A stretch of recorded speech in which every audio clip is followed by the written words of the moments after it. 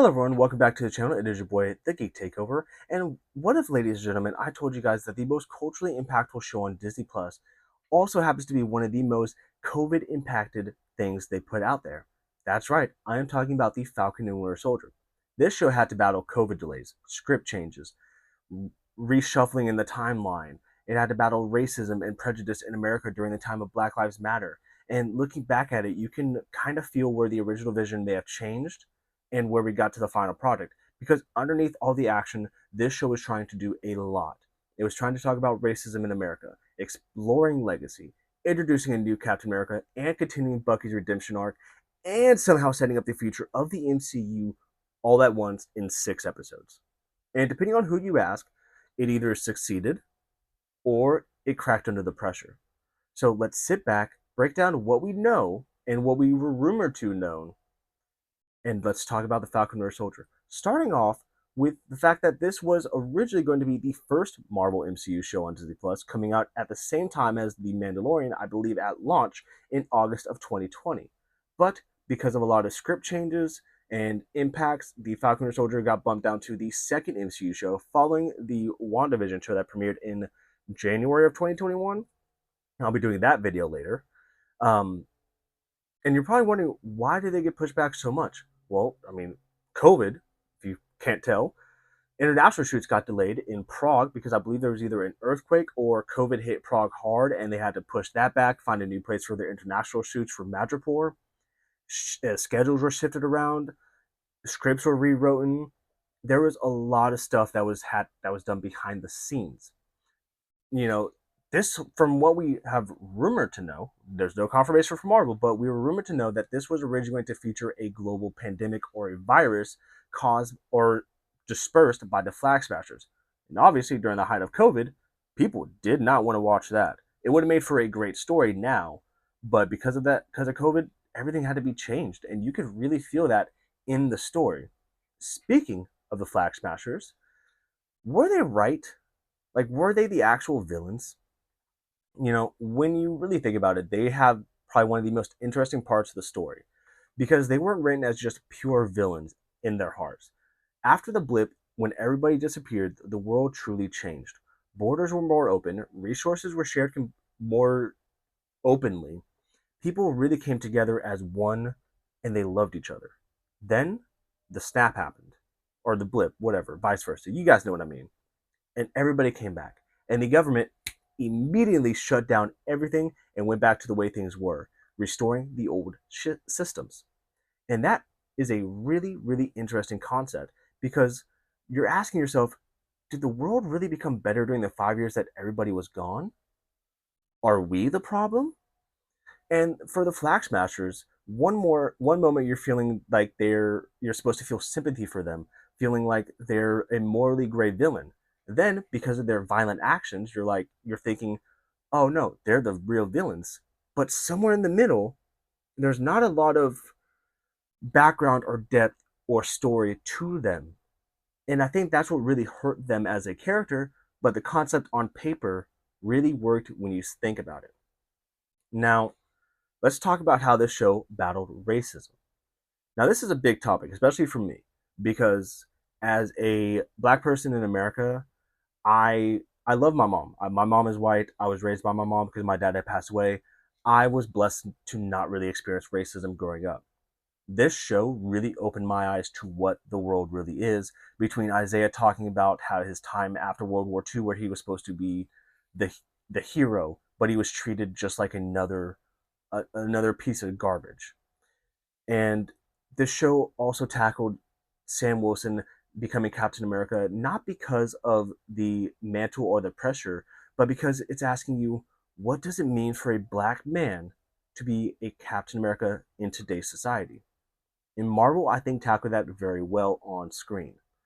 You know, the storyline of Sam's decision to become Captain America is so unlike Steve Rogers. Sam knew that becoming Captain America would come with judgment, politics, and pressure that Steve never had to deal with being a white man. And for example, when they met Isaiah Bradley and they left, Sam and Bucky were in the street.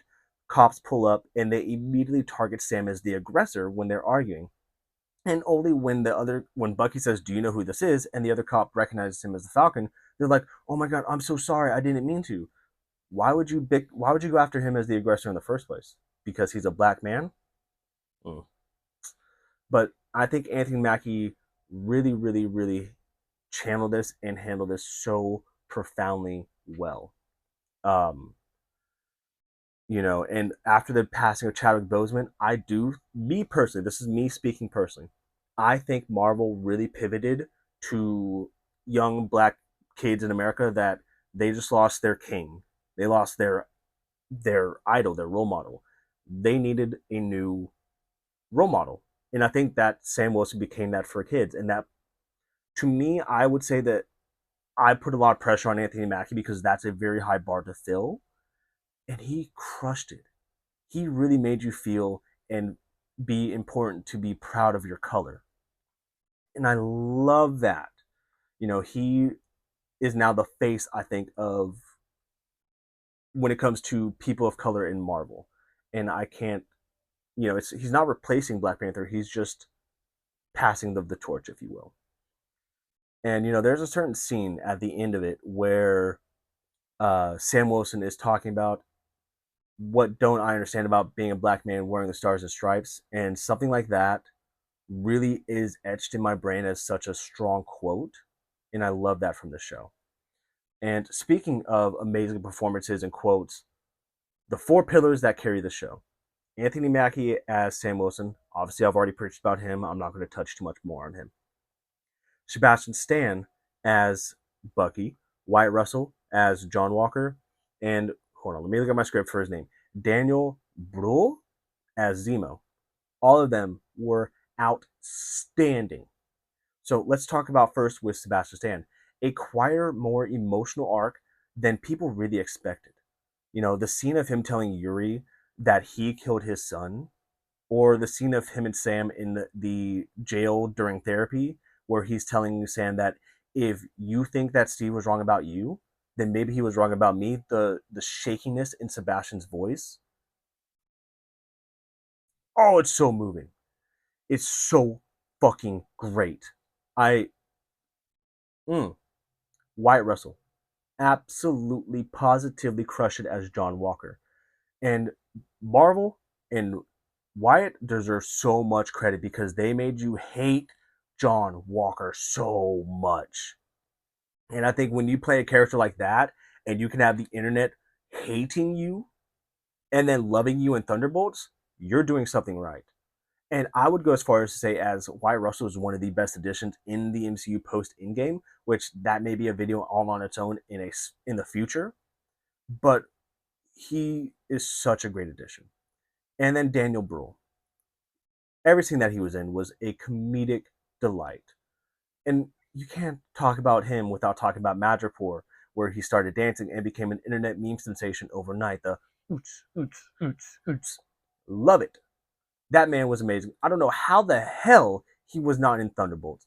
And hopefully, you know what? Fingers crossed, he'll be in Thunderbolts 2. Or the New Avengers 2, whatever they decide to call it. Speaking of Madripoor, though, we have to talk about the elephant in the room. Sharon Carter. Was her twist good or bad? Making Sharon Carter the power broker was probably the biggest twist in the entire show. One of the most divisive twists. Because on one hand, the idea makes sense. She was abandoned by the government, branded a criminal after helping Steve, forced to survive alone, and basically forgotten by Steve and Sam and all of them. And that kind of betrayal can really absolutely turn someone to any villain. The possibilities are endless with her. But the problem is, the show didn't really spend a lot of time building up that transformation. So instead of feeling tragic and bad for her, it felt random to some fans. Still, the idea opens up quite a few realm of possibilities. A corrupted former ally operating inside the US government while secretly selling power and information. And it really sets her up for the possibility for a future Captain America movie, or if Marvel actually decides to remember this, um, what the hell is it called? Armor Wars. And speaking of Armor Wars, War Machine and the power and the setting up the future. One thing that this show did was help plant seeds for future projects. War Machine showing up early felt important at the time, especially because I believe Don Cheadle got nominated for a fucking Emmy. Um, I think. And for a while, people thought that all these threads really led to something bigger, more political MCU stories that they tackled. Armor Wars, Power Broker, Captain America. And all that we have out of those three is Captain America. We had government corruption, super soldier programs, and it was all leading to something massive. But now I really feel like they just don't even remember Armor Wars was a thing. It's stuck in developmental hell. I mean, this was from a show to a movie to a special presentation to who the hell knows. I have more faith that Blade is going to happen before we get Armor fucking Wars. Like, come on, people. Okay. Clouds, we're starting to close this up. This is, again, purely on me. I have no resources backing up this decision. Chadwick Boseman. I believe if he did not pass away, especially with this was going to be the first MCU show, I believe he would have been in this show. I think in episode 3, where Sebastian or Bucky is meeting up with Io of the Dora Milaje, I think that would have been T'Challa. I think, especially with Zemo in this in such a big way, I firmly believe that. But because of his passing, they had to shift, they had to change it, and I get it. Again, that's a fan theory. Let me know what you guys think in the comments if you could have seen that. I could have easily, between you and me. Now, the last big question that I have for you guys.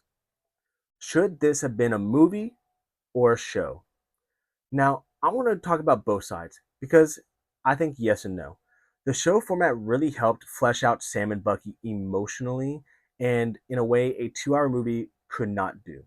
But at the same time, the storylines absolutely felt stretched while others felt underdeveloped.